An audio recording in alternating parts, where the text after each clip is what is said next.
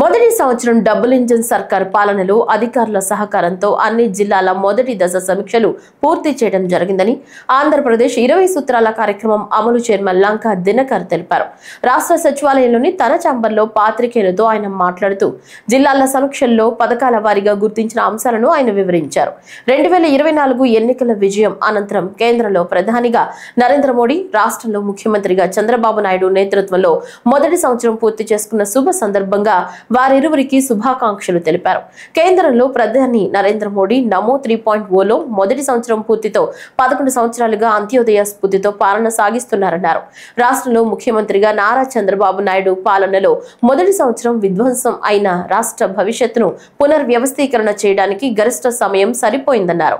20 సూత్రాల కార్యక్రమాల అమలు చైర్మన్ గా కేంద్ర మరియు రాష్ట్ర ప్రభుత్వాల ప్రాయోజిత పథకాలు మరియు ప్రాజెక్టుల అమలు తీరుపైన అధికారులతో రాష్ట్రంలోని 26 జిల్లాల సమీక్షలు పూర్తి చేయడం జరిగిందన్నారు. హయాంలో పెట్టుబడిదారులు బహుపరాక్ అనేటటువంటి విధంగా ఆంధ్రప్రదేశ్కి వైపు చూస్తూ ఉన్నారు.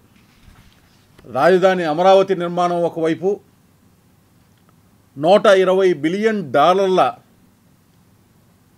ఆర్థిక వ్యవస్థని విశాఖపట్నం చుట్టూత ఆ రీజన్ నుంచి అభివృద్ధి చేసుకునేటటువంటి విధంగా కార్యాచరణ జరిగినటువంటి ప్రగతి అని చెప్పదలిచాం. 25 లక్షల మందికి ఉద్యోగాలు కల్పన ధ్యేయంగా ఈరోజు రాష్ట్ర ప్రభుత్వం పనిచేస్తూ ఉంది.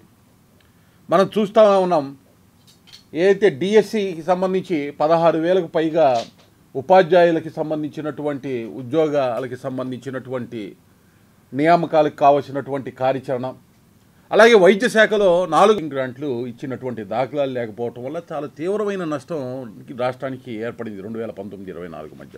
కానీ నేడు కూటమి ప్రభుత్వంలో మ్యాచింగ్ గ్రాంట్లను సానుకూలంగా సరైనటువంటి సమయంలో ఏర్పాటు చేయటం ద్వారా కేంద్ర ప్రభుత్వ పథకాలు, ప్రాజెక్టులు కూడా సమర్థవంతంగా ఇక్కడ అమలు జరిగేటటువంటి విధంగా కార్యాచరణ జరుగుతూ ఉంది.